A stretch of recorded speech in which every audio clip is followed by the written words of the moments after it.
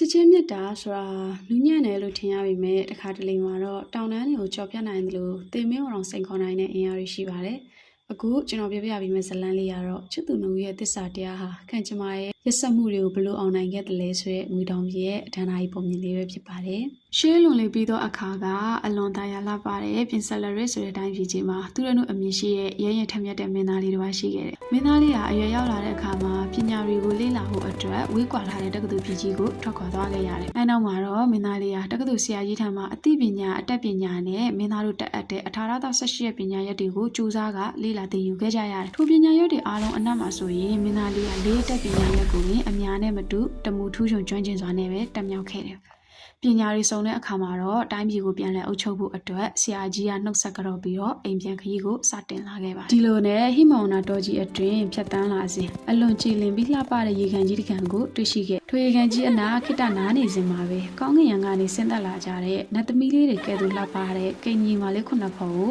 သူတွေ့မြင်လိုက်ရတယ်။ထိုသူတွေအားလုံးအနက်မှာအငယ်ဆုံးလေးဖြစ်တဲ့ဒွေးမယ်တော်လေးရဲ့အလှတရားဟာမင်းသားရဲ့နှလုံးသားကိုချက်ချင်းပင်မြှုပ်ယူဖန်ဆားသွားခဲ့တော့တယ်။ဒါကြောင့်ပဲမင်းသားလေးဟာသူ့ရဲ့အိမ်ပြန်ခရီးကိုဆက်လက်ခရီးမနေမဲနဲ့မင်းသမီးလေးတို့ပြန်လာမယ့်အချိန်ကိုစောင့်ဆိုင်နေလေတော့တယ်။ဒီလိုစောင့်ဆိုင်နေရင်တနေ့မှာပဲကောင်းကင်ယံမှာငကားမင်းကိုဂလုံးတစ်ကောင်ကတုတ်ချီလာတာကိုတွေ့လိုက်တဲ့အခါမှာတော့တုံဆိုင်မနေတော့ပဲသူ့ရဲ့ကြောကလွယ်ရတဲ့မြားကိုထုတ်ကပြစ်လိုက်တော့တယ်။မင်းသားလေးပြစ်လိုက်တဲ့ထိုမြားချက်ကဂလုံးဝက်တောင်ပန်ကိုတိကျစွာနဲ့တွတ်မှန်ခဲ့နာကျင်သွားတဲ့ဂလုံးပင်ကြီးကသူ့ချီလာတဲ့ငကားကိုပဲလွတ်ချကပြန်သက်လွတ်မြောက်သွားတော့တယ်။အသက်ဘေးမှာလွတ်မြောက်လာတဲ့ငကားမင်းကြီးကမင်းသားအနာချင်းကပ်လာကလိုရစုတစ်ခုကိုတောင်းဆိုတယ်။ထိုအခါမှာမင်းသားလေးကဤရေကန်၌ရေလာကစားတဲ့လက်ရှိရဲ့ကိန်းကြီးမင်းသမီးလေးဟာသူချစ်မြတ်နိုးရဲ့ပိုင်ဆိုင်လူချောင်းကိုပြောပြလိုက်တယ်။အဲဒီနောက်မှာတော့ငကားမင်းကြီးက